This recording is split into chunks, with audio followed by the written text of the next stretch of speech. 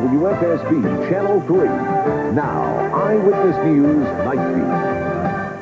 Governor Weicker tonight threatening more layoffs and a partial state government shutdown to balance the income tax budget, while Senator Lieberman tonight confirms that he's in favor of income tax repeal. Good evening. Eyewitness News tonight has learned Democratic U.S. Senator Joseph Lieberman is drafting a statement now that'll be read by leaders of the tax repeal rally on Saturday. Lieberman is opposing the tax because he feels it's being imposed in tough economic times and because he believes it's a bad package. Governor Weicker, meanwhile, following up on the layoffs of state employees today with word of more drastic job reductions to come. Channel 3 business editor Jim Weisvich has the story. The governor said he didn't want to do it, but late this afternoon he told department commissioners and agency heads that they would have to get by with even fewer people. Under Phase 2, there will be an additional 1,277 layoffs. But the impact of the governor's message is far greater. In the last 2 weeks, the total number of layoffs comes to 3,757. In addition, he says there will be partial department shutdowns, meaning there will be furloughs for 11,673 workers throughout the year.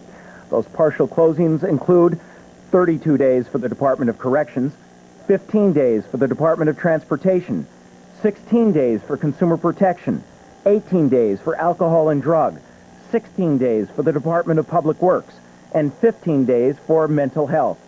The reaction from state employees was predictable. Well, my point is that I don't see any intelligence in the decisions to lay off 3,700 people without deciding what programs we're not going to put up with. Just to say that we're going to eliminate all of that money through personal services is ridiculous. Everyone's real nervous. You know, they just wait and wait to get the slip. And, you know, they're just standing by waiting and waiting till the next time. Its effect, its emotional, its psychological effect on the membership, of course, can be devastating. And what it would do to their frame of mind if and when we ever presented a concession package, only time will tell. But time is running out for both the state and its workers. The governor says he needs wage concessions from the union and is willing to offer job security. Well, the union says they'll give up wages, but the governor is not offering job security. Both sides appear far apart.